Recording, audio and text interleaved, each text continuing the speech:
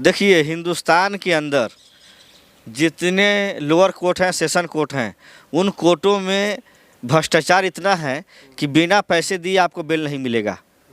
ब्रिजभूषण शरण सिंह जैसे, आरोप लगा रहे हैं। हाँ, ब्रिजभूषण शरण सिंह जैसे बलात्कार के आरोपी को पोक्सो एक्ट में जो बरी कर दिया गया, इसलिए हम लोग को लेकर के तो मतलब क्लीन चिट मिला है ना उनको, इसलिए क्लीन चिट दे दिया गया क्योंकि वो पैसे वाले लोग हैं, दबंग लोग हैं, उनकी सत्ता है, उनकी सरकार है।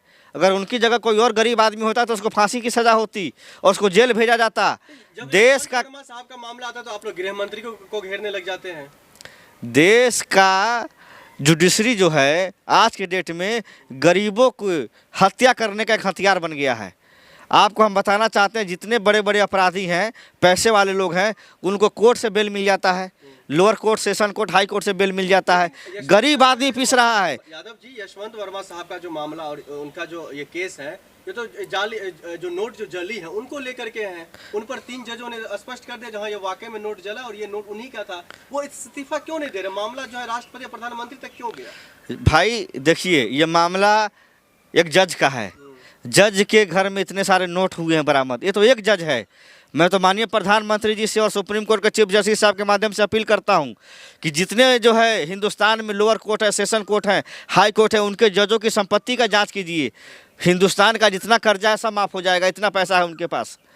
इतना जो भ्रष्टाचार होता है, जो ना जज के सामने जो है पेशकार 200-200 रुपये लेता है तारीख का डेट देने के लिए, 500 रुपये लेता है जो है ना उसके लिए जो है ना, और जज चुपचाप देखता रहता है। सीसीटीवी कैमरे के सामने पैसा लेता है, घूस लेता है। मैं जिस ज़िले से आता हूँ, बिहार का मोतिहारी ज़िला है, मैंने खुद जो है सेशन कोर्ट के अंदर अपने कोर्ट में तारीख लेने के लिए पैसे दिए हैं। तो क्या चाहते हैं आप? इन जैसे लोग जो है जो इस्तीफा नहीं दे रहे, अपने मनमानी करे, क्या ये देश से बढ़कर हो गया? देश के कानून से बढ़कर है? देश में कानून सिर्फ गरीबों के लिए है, मजलूमों के लिए है, अमीरों के लिए कोई कानून नहीं है इस देश में। अमीर आदमी मर्डर कर दे, हत्या कर दे, बलात्कार कर दे, उसके लिए कोई कानून नहीं। सुप्रीम कोर्ट ने साफ साफ वो तमाम वीडियो अपने वेबसाइट पर अपलोड कर दिया है जनता के लिए।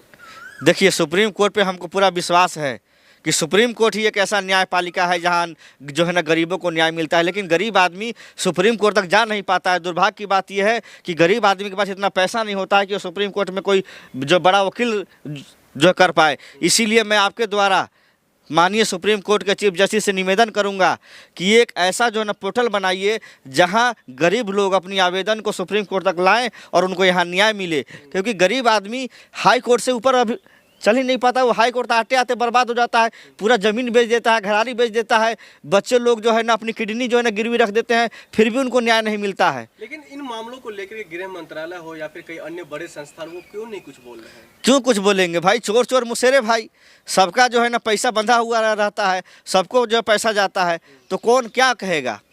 आप समझिए। आपको दिल्ली पुलिस पे भरोसा है नहीं? आपको जो है गृह मंत्रालय पे भरोसा है किस पर? आप देखिए, हम सुप्रीम कोर्ट के चीफ जस्टिस पर हमको पूरा विश्वास है, न्यायपालिका पर हमको पूरा विश्वास है कि न्यायपालिका में जो लोग जो भ्रष्टाचार कर रहे हैं और जो लोग भ्रष्टाचारी हैं उनके ऊपर सख्त से सख्त कानून बनाया जाए और उनको बर्खास्त किया जाए और उनको जेल में डाला जाए, कि हिंदुस्तान की जनता को पता चले कि न्याय सबके लिए एक बराबर होना चाहिए। ये नहीं कि मोदी जी के लिए कोई और कानून होगा, अमित शाह जी के लिए कोई और कानून होगा और जितेंद्र यादव जैसे गरीब आदमी का दूसरा कानून होगा।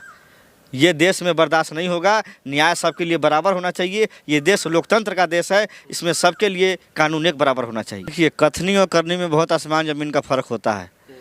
जब देश का प्रधानमंत्री ही झूठ बोलता हो तो उसकी मुख्यमंत्री की बातों पे क्या आप हम और जो विश्वास करेंगे? रेखा गुप्ता जी महिला है, हम उनका सम्मान करते हैं, दिल्ली की मुख्यमंत्री हैं, लेकिन हम ये पूछना चाहते हैं कि ये वही रेखा गुप्ता जी हैं जिन्होंने वादा किया था कि जहाँ झुग्गी होगी वहीं मकान देंगे। आज बताइए, गरीबों का आशियाना उजाड़ रहे हैं आप।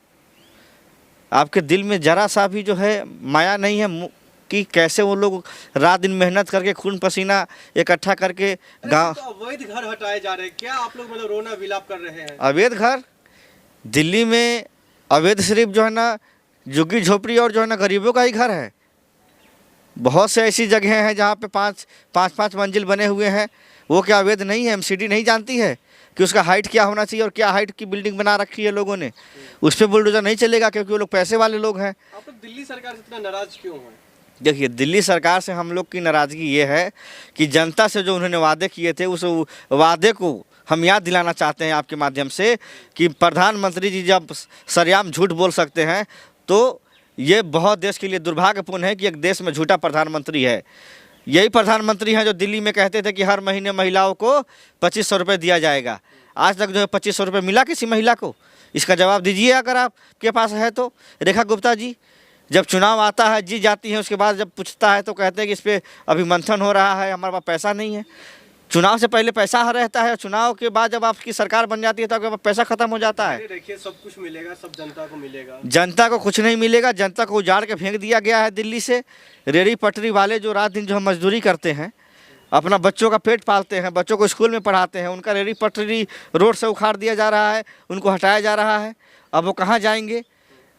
2012 में मनमोहन सिंह सरकार जो है रेहड़ी पटरी के लिए अधिनियम लाई थी लोकसभा में कि जितनी रेहड़ी पटरी वाले हैं उनको पुलिस नहीं हटाएगी। समझ रहे हैं आप? उनका बाकायदा लोकसभा में बिल पास हुआ था।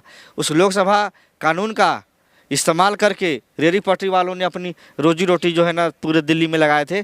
आज उस कानून का धज्जा उड़ाया जा रहा है कि नहीं उड़ाया जा रहा है?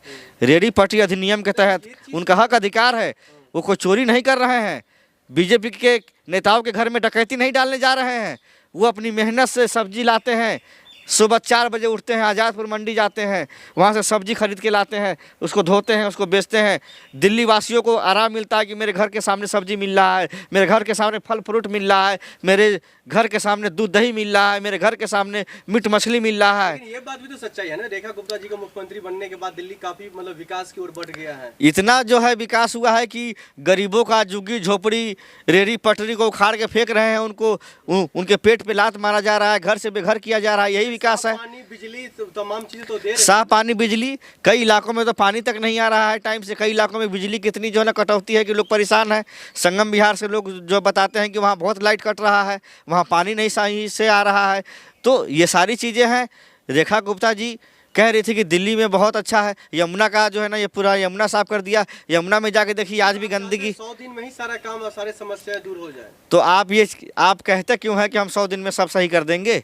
आप कहते क्यों हैं कि हम 1 महीने के बाद जब हमारी सरकार बनेगी तो हम 2500 रुपये महीनों को जो है ना देना जो है महिलाओं को शुरू कर देंगे, जहाँ झुग्गी होगी वहीं मकान देंगे? आप क्यों कहते हैं प्रधानमंत्री जी? आप झूठ क्यों बोलते हैं? अगर आप सच बोलते तो हम आपकी बातों के ऊपर विश्वास करते, लेकिन आप तो सच बोल के फिर आप पलट जाते हैं। क्यों पलट जाते हैं? नहीं पलटना चाहिए।